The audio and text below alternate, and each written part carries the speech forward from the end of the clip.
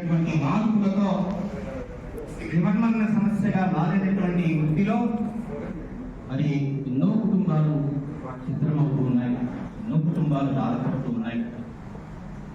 కేవలం పాత్రికేయులను వార్తల సేకరణకు, వార్తల ప్రజెంటేషన్కు, వార్తల కొనుగోలుకు ఒక యంత్రంలాగా పాత్రికేయులను చూస్తున్నారే తప్ప యాజమాన్యాలు ఆ పాత్రికేయులకు ఎటువంటి వారి జీవన పోకడలు కానీ వారి కుటుంబాన్ని కూడా పట్టించుకున్నటువంటి పరిస్థితులు ఉండేది ఆధునిక కాలంలో చూస్తూ ఉన్నాం.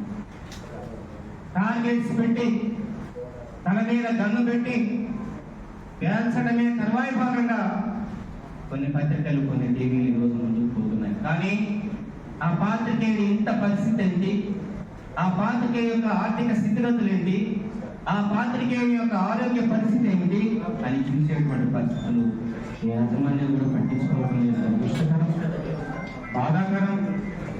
కానీ ఏదో ఒక రోజు, ఏదో ఒక సమయంలో మళ్ళీ పాత్రికేయులకు మంచి రోజులు రావాలి అని, మంచి రోజులు వస్తాయని భావిస్తున్నటువంటి ఈ సమయంలో గౌరవ శాసనసభ్యులు డాక్టర్ కల్లం వెంకటరావు గారికి మన సమస్యలన్నీ తెలుసు. ఎందుకంటే ఈ ప్రాంతంలో పుట్టి, ఈ ప్రాంతంలో చదువుకొని, ఈ ప్రాంతంలో పెరిగినటువంటి మారుమూల పల్లె నుంచి డాక్టర్ అయినటువంటి గొప్ప వ్యక్తి డాక్టర్ కల్లం వెంకటరావు గారు. వారికి మన బాధలు తెలిసి మనతో పాటే ప్రయాణం చేశారు. నేనైతే అన్నట్టు మంచిని చూపి దాన్ని సన్మార్గంలో పెట్టడానికి, అలాగే చెడును వ్యతిరేకించి వారిని కరెక్ట్ చేయడానికి కూడా మీడియా అత్యంత పారదర్శకంగా వ్యవహరించి ఒక సమాజాన్ని నిర్మించడంలో కీలక పాత్ర పోషించాలని, అలాగే పాత్రికేయ మిత్రులకు కూడా ఏదైతే ఇళ్ల స్థలాలు కానీ వారికి హెల్త్ ఇన్సూరెన్స్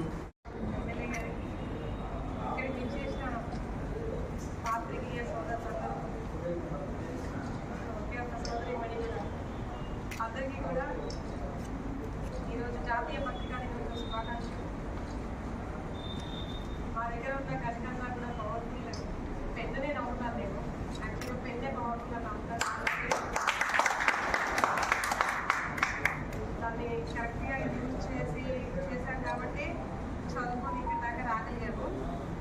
ప్రతి ఈ మద్రాసు సీనియర్ కమలారెడ్డి గారికి, అదేవిధంగా బాలయ్య గారికి, వసంత్ గారికి, దీన్నన్నిటినీ ఒక గూటి మీద, ఒక గూడు కింద తీసుకొచ్చిన ప్రదీప్ గారికి, అదేవిధంగా నాతోటి ఈరోజు సమకాలితో కూర్చున్న మాధవరెడ్డి గారికి, మన ఎస్ఐ విజయ్ మేడం గారికి, విజయలక్ష్మి మేడం గారికి, ఎస్ఐ జీవన్ రావు గారికి. Incoming call from Srinivas identified. వార్త ఆంధ్రజ్యోతి ఇంత సోషల్ మీడియా లేదు, సోషల్ మీడియా చాలా తక్కువగా ఉండేది.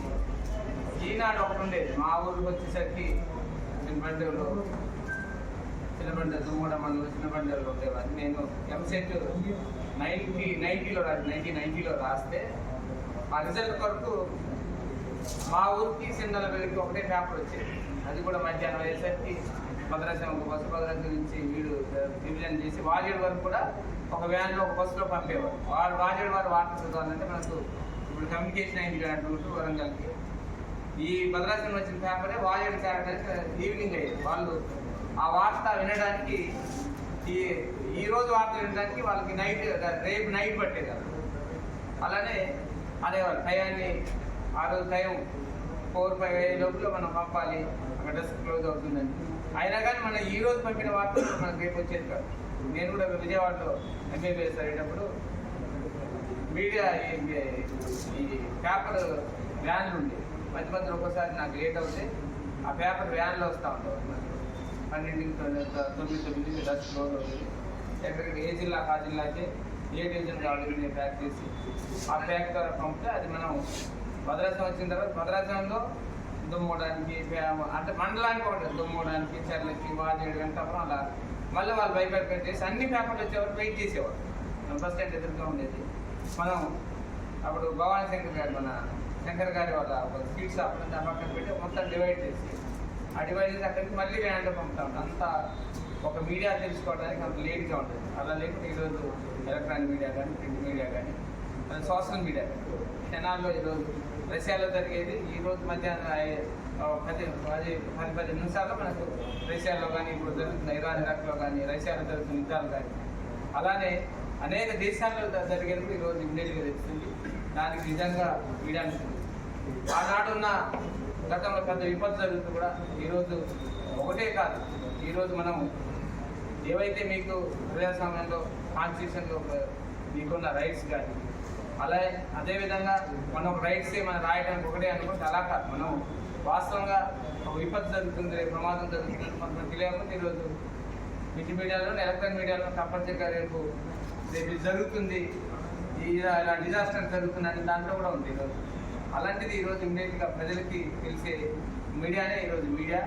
దాంతోపాటు మంచి చెడు అన్నీ కూడా ఈరోజు రాసే దాంట్లో మీరు ఉంటుంది. నేను ఒక్కడే మీరు మనవి చేసేది. చాలా వరకు మీరందరూ ఒక యూనిటీగా లేకపోతే మనందరం డైవర్ట్ అయిపోతుంది. పేపర్ అనేది ఈరోజు చాలా డైవర్ట్ అయిపోతుంది. సోషల్ మీడియాలో కూడా కొన్ని ఫేక్ ఉన్నాయి, కొన్ని జెన్యూన్ ఉన్నాయి. ఫేక్గా నిజం అనేది సోషల్ మీడియా అనేసరికి చాలా వరకు కొద్ది కాలంలోనే పటాపట ఒక శతాబ్దం కూడా కాదు, ఒక 5 years దాని డైవర్ట్ చాలా డైవర్ట్ అయిపోయింది. ఈరోజు మన సోషల్ మీడియాలో సోషల్ మీడియాలో వస్తే ఫేక్ అనే ఒక అంటే భావన, నేను వాళ్ళ ఏమి చెప్తున్నాను, నా ఉద్దేశం కాదు. సరే నిజం ఉండొచ్చు, దాని ఫేక్ ఉండొచ్చు, రియల్ ఉండొచ్చు, దాన్ని నమ్మే పరిస్థితిలో మీకు తీసుకురావాలి ఖచ్చితంగా. ఎందుకంటే మీడియాకి ఒక స్వతంత్రత, మీకున్న రైట్స్ ఉన్నాయి, మీరు ఎక్కడికైనా వెళ్ళొచ్చు, తెలుసుకోవచ్చు, నిజాలని నిప్పులేక తెలిపే బాధ్యత మీ ముందు ఉంది. కాబట్టి ఖచ్చితంగా మీరు ఈరోజు మన అధికారులు వచ్చారు.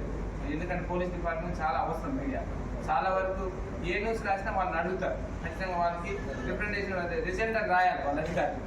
దానికి ఎస్పీ గారికి వీళ్ళకి ఏదన్నా జరిగింది అనుకోండి, పట్టాలి వాళ్ళు రిజెండర్ రాయాలి. మన ఎందుకు జరిగింది ఏంటి అనేది వాళ్ళు ఎంక్వైరీ చేయాలి, రిజెండర్ రాయాలి. అలానే ప్రతి ఒక్క డిపార్ట్మెంట్ కూడా ఒక్కో రకంగా మెడికల్ డిపార్ట్మెంట్ వాళ్ళు రిజెండర్ రాయాలి. అలానే రెవెన్యూ డిపార్ట్మెంట్ అవినీతి జరిగింది భూములు అంటే వాళ్ళు రిజెండర్ రాయాలి. దాని గురించి ఏంటి నిజంగా కాదనేది ఒక రిజెండర్ రాయాలి. ఖచ్చితంగా దీంట్లో ఎఫర్ట్ ఉంటుంది. మనకు తెలియకుండానే మనం అనుకుంటారు మనం రాసిన దానికి చాలా వరకు ఏముందిలే, మనం రాసి వదిలేసారు అనుకో. కానీ దానికి డిపార్ట్మెంట్లో ఎంక్వైరీ నడుస్తూనే ఉంటుంది. వాస్తవం మీరు నిజం ఉందా నిజం లేదన్నాక ఉన్నా లేకున్నా కానీ ఖచ్చితంగా ఒక డిపార్ట్మెంట్లో ఎంక్వైరీ వచ్చింటారు. ఖచ్చితంగా డిపార్ట్మెంట్ ఎంక్వైరీ చేస్తుంది.